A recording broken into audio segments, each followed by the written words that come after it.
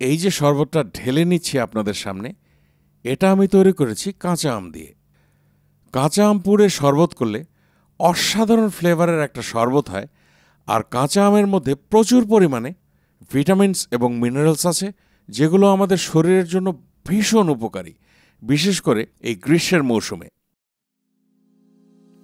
পোড়া আমের শরবতটা তৈরি করার জন্য আমি কাঁচা আমগুলোকে একটু ঝলসে নেব। খুব ভালোভাবে ঝলসাতে হবে যেন আমের ভেতরটা একেবারে সফট হয়ে যায়।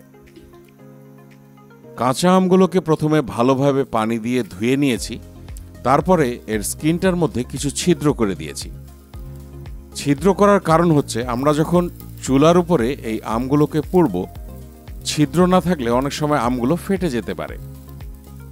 চুলোর আঁচটা মিডিয়াম রেখে আমি আমগুলোকে একদম উল্টে পাল্টে খুব সুন্দরভাবে ঝলসে নেব। চুলোর আঁচ যদি বাড়িয়ে দিই তাহলে হবে কি, স্কিনটা খুব তাড়াতাড়ি পুড়ে যাবে এবং ভেতরটা সফট হবে না। তো এই কাজটা একটু সময় নিয়ে করতে হবে। এক একটা কাঁচা আম ঝলসে নিতে কীরকম সময় লাগতে পারে সেটার ধারণা দেওয়ার জন্য এই অংশটা আমি আপনাদের একেবারে আনকাট দেখাচ্ছি।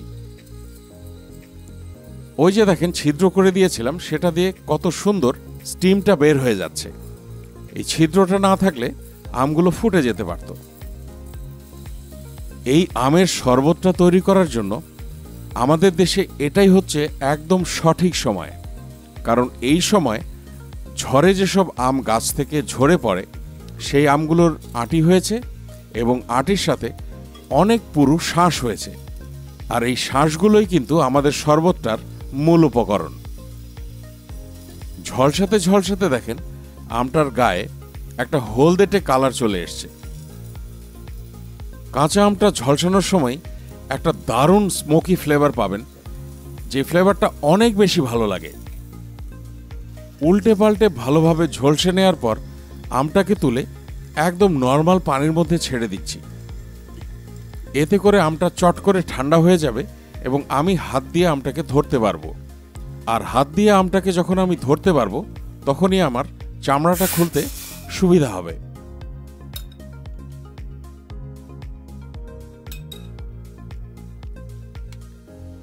আমগুলো হাত দিয়ে ধরার মতো ঠান্ডা হয়ে গেছে। এখন দেখেন আমি খুব সুন্দরভাবে আমের গা থেকে চামড়াটা খুলে নিচ্ছি। আমগুলো যদি ভালোভাবে পোড়া না হয় তাহলে কিন্তু এই চামড়াটা খুলতে বেশ কষ্ট হবে। যেহেতু আমগুলো খুব ভালোভাবে পোড়া হয়েছে, দেখেন আলতো করে টান দিতেই চামড়াটা খুব সুন্দরভাবে খুলে আসছে। চামড়া খোলার সময় আমের গায়ে যদি চামড়ার পোড়া অংশ একটু লেগেও থাকে কোনো সমস্যা নেই, আমরা জুসটা ওই পোড়া অংশগুলো নিয়েই করব। এতে করে স্মোকি ফ্লেভারটা আরও স্ট্রং হবে। চামড়া ছাড়ানোর পর আঁটিগুলো ধরে একটু চাপ দিতেই দেখেন আঁশগুলো খুলে আসছে।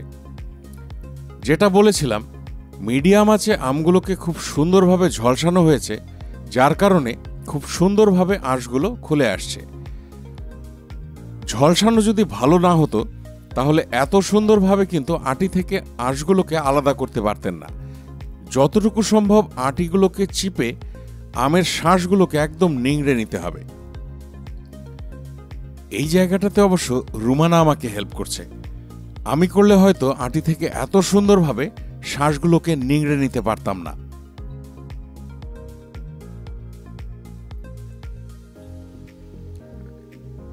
একটা মিক্সারে কিছু পুদিনা পাতা নিয়ে নিলাম, দুটো কাঁচামরিচ দিয়ে দিলাম, নিয়ে নিলাম একটু বিট লবণ, চিনি, টেলে নেওয়া জিরা গুঁড়ি আর 1 কাপ নর্মাল পানি দিয়ে খুব ভালোভাবে ব্লেন্ড করব। এই জুসটা তৈরি করতে আমি কোনো সুগার সিরাপ ব্যবহার করছি না, সেই জন্য আগে চিনিটাকে একদম ব্লেন্ড করে মিক্স করে ফেলছি। এতে করেই আমার সুগার সিরাপের কাজটা হয়ে গেল। কাঁচা ফল দিয়ে কোনো কিছু তৈরি করলে অনেকেরই অ্যাসিডিটি বা গ্যাসের প্রবলেম হয়। আমি শরবতটা তৈরি করছি বিট লবণ দিয়ে, যাতে করে আপনাদের অ্যাসিডিটি বা গ্যাসের প্রবলেম না হয়।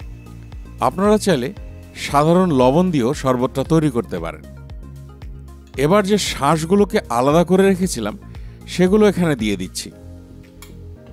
টেলে নেওয়া জিরা গুঁড়ি দিলে শরবতটার মধ্যে একটা দুর্দান্ত চাঙ্গা করা ফ্লেভার চলে আসে।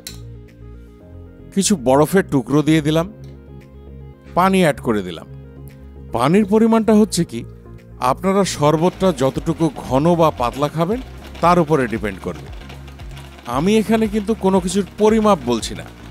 আপনাদের যদি ফ্লেভার ভালো লাগে পুদিনা পাতা বাড়িয়ে দেবেন। আপনাদের আমগুলো যদি বেশি টক হয় তাহলে একটু ঝাল বাড়িয়ে টকটাকে ব্যালেন্স করতে হবে। একইভাবে আপনারা আপনাদের টেস্ট অনুযায়ী চিনির পরিমাণ কমিয়ে বা বাড়িয়ে নিতে পারেন। শরবত কিন্তু আমার রেডি হয়ে গেল। এই শরবতটা তৈরি করার পরও আপনারা 5 থেকে 6 ঘন্টা ফ্রিজের নর্মাল পোর্শনে স্টোর করে রাখতে পারেন। যখন সার্ভ করবেন জাস্ট ফ্রিজ থেকে বের করে সার্ভ করলেই হবে। আশা করছি আমের সিজন শেষ হয়ে যাওয়ার আগে এই শরবতটা একবার হলেও তৈরি করবেন। সবাই ভালো থাকবেন। এতক্ষণ সময় দিয়ে সাথে থাকার জন্য সবাইকে অসংখ্য অসংখ্য ধন্যবাদ।